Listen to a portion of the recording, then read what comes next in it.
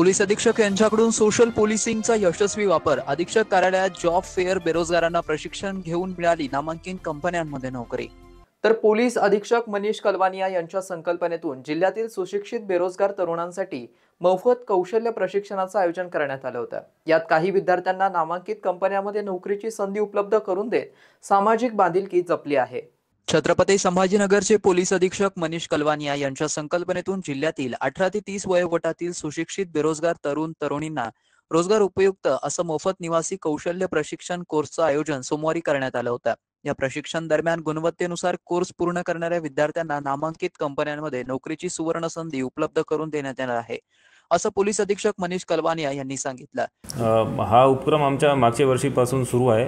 Police raising day निमित्त आम्ही एक जवळजवळ 700 विद्यार्थी किंवा जे सुशिक्षित बेरोजगार असतात ते ग्रामीण भागातून आणि दुर्गम भागातून त्यांना एकत्रित करून त्यांची नोंदणी केली होती आणि त्याच्यापैकी आता टप्प्याटप्प्याने काही जे विद्यार्थी आहे ते प्रशिक्षण घेत आहे। पेस खुलताबादमध्ये पेसचे जे सेंटर आहे प्रथम एज्युकेशन त्या ठिकाणी त्यांचे प्रशिक्षण होतं आहे आणि आज जवळजवळ 70 असे विद्यार्थी त्यांना नियुक्तीपत्र वाटप आम्ही केलेलं आहे। त्यांच्या प्लेसमेंट वेगवेगळ्या कंपनी किंवा हॉटेल्स किंवा इतर ठिकाणी झालेला आहे। तो त्यासाठी आज आम्ही कार्यक्रम ठेवला होता आणि याच्यामध्ये बरेचसे वेगवेगळे कंपनी किंवा हॉटेल्स आहे। याच्यामध्ये 10,000 ते 17,000 इथपर्यंत त्यांना स्टायपेंड आहे आणि त्या ठिकाणी राहण्याची आणि जेवणाची व्यवस्था पण आहे आणि हा उपक्रम कंटिन्यू चालू राहणार आहे आणि स्पेशल फोकस आहे जे दुर्गम भाग आहे किंवा जे क्राईम प्रोन एरिया आहे, जे दूरदराजचे जे आपले तालुके आहे सिल्लोड, सोयगाव, पिशोर, कन्नड किंवा ज्या ठिकाणी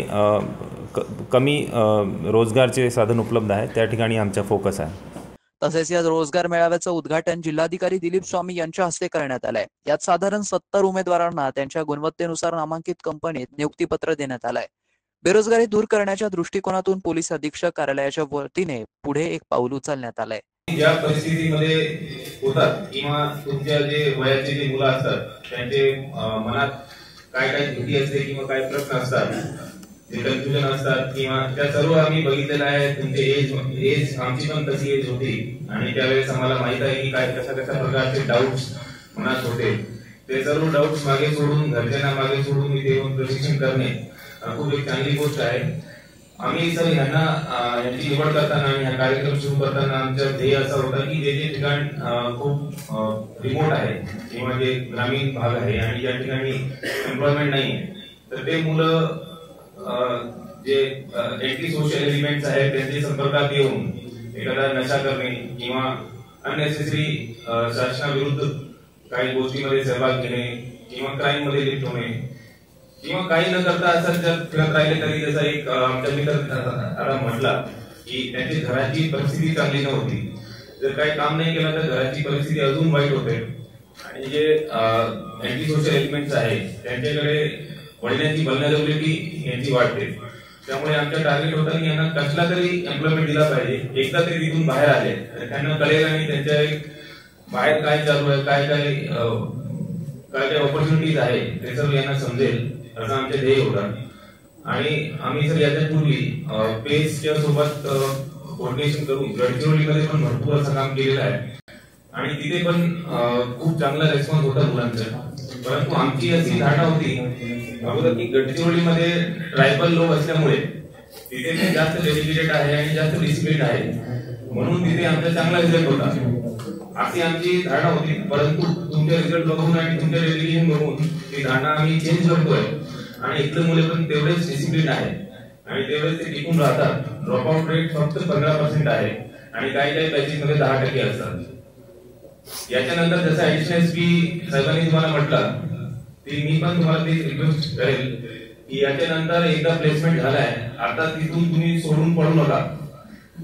थोडा 2-3 महिन्यात 4 महिन्यात तुम्हाला थोडा डिफिकल्ट किंवा टफ वाटू शकतो, तुमच्या घरच्यापासून तुम्ही लांब राहताय म्हणून मी पूर्वी पण सांगितलं होतं ओमन शिंदे इनको रिक्वेस्ट केला मैंने की एक व्हॉट्सअप ग्रुप तयार केला पाहिजे ज्याच्यामध्ये हा ग्रुप जे पासआउट होतोय यांना ऍड करा किंवा जे जुना ग्रुप आहे त्याच्यामध्ये ऍड करून टाका। यांची अशी कंप्लेंट आहे की ते याच्यामध्ये कोणी रिप्लाय करत नाही किंवा काही फोटो वगैरे टाकत नाही म्हणून तो ग्रुप ऍक्टिव्ह राहत नाही।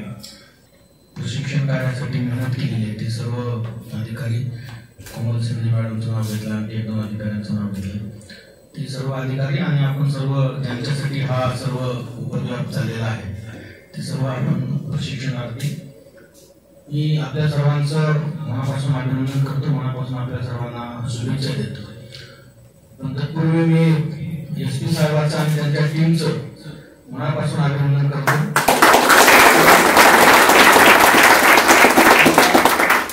मला सर्वांना माहिती नाही, मला अंदाज नाही की SP साहेबांनी आणि प्रथम फाउंडेशनने किती मोठे काम केले. तुम्हाला असं वाटत असेल की आम्हाला निवडलं, प्रशिक्षण दिलं, आता कुठंतरी नियुक्तीपत्र दिलं. काही जणांना असे वाटत असेल की काय कंपनी आहे, काय कॅटरिंगचं आहे किंवा हे आहे. परंतु जगामध्ये विशेषतः आपल्या देशामध्ये आणि राज्यामध्ये नोकरीसाठी, कामासाठी इतकी प्रचंड स्पर्धा आहे, इतकी प्रचंड आहे की त्याला प्रचंडपेक्षा मोठा शब्द डिक्शनरी असं जर बरं झाला असतं, इतकी स्पर्धा आहे. जेव्हा आम्ही आता अनेक इंटरव्ह्यू चॅनलवर असतो, आम्ही जिल्हा परिषदच्या भरती झाल्या, तुम्ही सोलापूरला इथे अगोदर होतो तिथे इंटरव्ह्यूमध्ये, तुम्हाला खरं वाटणार नाही, शिपाई पदासाठी सुद्धा PhD 2-2 PhD झालेले मुलं तिथे आले होते. जवळून बघितलेले मी, पेपरात वाचलेलं नाही काही. आणि इतकी स्पर्धा असताना म्हणजे आपल्याला स्वतःच्या पायावर उभा राहण्यासाठी कुठे ना कुठेतरी आपल्याला काम मिळालं आणि ते काम मिळवून देण्यासाठी ह्या लोकांनी मेहनत केली. यांच्यासाठी तुम्ही इतक्या जोरदार टाळ्या वाजवा.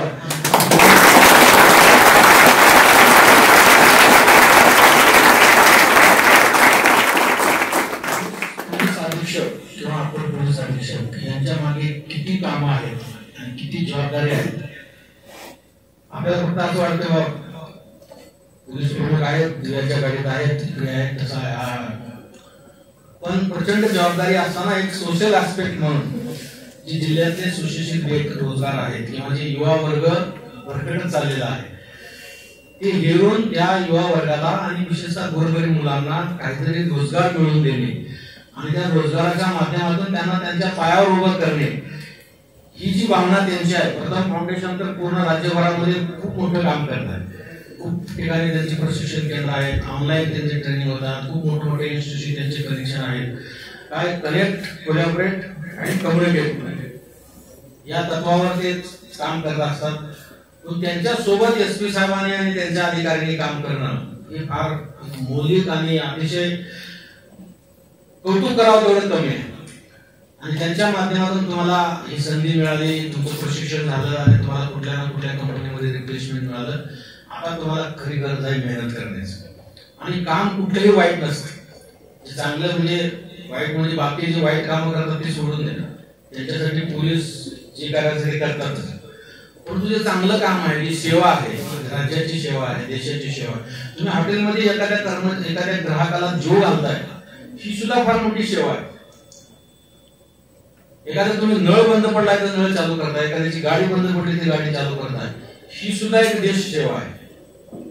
आणि देश सेवा करण्यासाठी काय फार बॉर्डरवर जावं लागतं असं काही नाही. महात्मा गांधी जेव्हा वर्ध्याला होते सेवाग्राममध्ये, तेव्हा त्यांच्याकडे एक विद्यार्थी आला होता असं, आणि मला देश सेवा करायचा, मी फार लांबून आलो, त्याला बाहेर बसायला सांगितलं आणि त्याला उन्हातून आलंय म्हणून तिथल्या स्वयंसेवकांनी एक ग्लासभर पाणी आणून दिलं आणि त्याने ते त्यातलं 2 घोट पाणी पिला आणि उरलेलं पाणी त्याने असं खाली टाकून दिलं. आणि ते नेमकं पाणी टाकून द्यायला आणि बापूजी मधून बाहेर आले, बसले, त्याला विचारले कसं आला बाबा, कुठून आला, काय विचारले. मला देश सेवा करायचा, काहीतरी सांगा, काहीतरी चांगलं काम सांगा. बापू त्याला म्हणले देश सेवा करायसाठी काही आंदोलनात किंवा देशाच्या सीमेवर जावं लागतं असं काही नाही. आणि आता तुला पाणी दिलं होतं 1 ग्लास भरून, तुम्हाला हो 2 घोट पाणी पिला, हो मग खाली जे पाणी उरलं होतं तुम्ही बाजूला असलेल्या कुंडीत टाकलं असं तरी ती देश सेवा झाली असते. हा सर्व कार्यक्रम गेल्या वर्षभरामध्ये साजरा होतो असे आमचे मार्गदर्शक आणि कुटुंब प्रमुख आदरणीय मनीष कलवानी असं जिल्हा पोलीस अधीक्षक छत्रपती संभाजीनगर या सर्व कार्यक्रमांसाठी नेहमीच त्यांची प्रेरणा राहिली असे पेस फाउंडेशनचे आपल्या राज्याचे प्रमुख सर्व टीम, माझी सहकारी गोपन शिंदे, त्याचबरोबर पेसचे सर्व या ठिकाणी उपस्थित असणारे सर्व अधिकारी आणि या ठिकाणी माझे सर्व सहकारी बंधू आणि भगिनींनो, आपल्या सगळ्यांना माहिती आहे की यापूर्वी सुद्धा हा कार्यक्रम अशा स्वरूपात झाला होता. आज माननीय जिल्हाधिकारी सर या कार्यक्रमाला प्रमुख अतिथी म्हणून आपल्याला लाभलेले आहेत. सर, हे सर्व आपण पाहिलंच आहे, या सर्व गोष्टी आपण बघितल्या जातात चित्रफितीच्या माध्यमातून. सर, यामागची संकल्पना माननीय पोलीस अधीक्षक सरांनी ज्यावेळेला मांडली त्यावेळेला आमच्यासाठी हा नवीन उपक्रम होता. कारण पोलीस दलामध्ये अशा प्रकारच्या स्वयंरोजगार किंवा बाकी इतर गोष्टींसाठी विचार करण्याची मानसिकता पोलीस दलामध्ये पण नव्हती. पण माननीय पोलीस अधीक्षक सरांनी ही संकल्पना मांडली.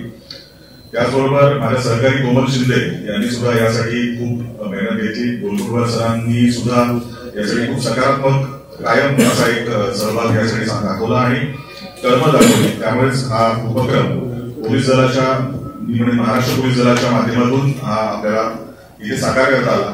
याचं जे श्रेय आहे ते माननीय पोलीस अधीक्षक सरांना जातं.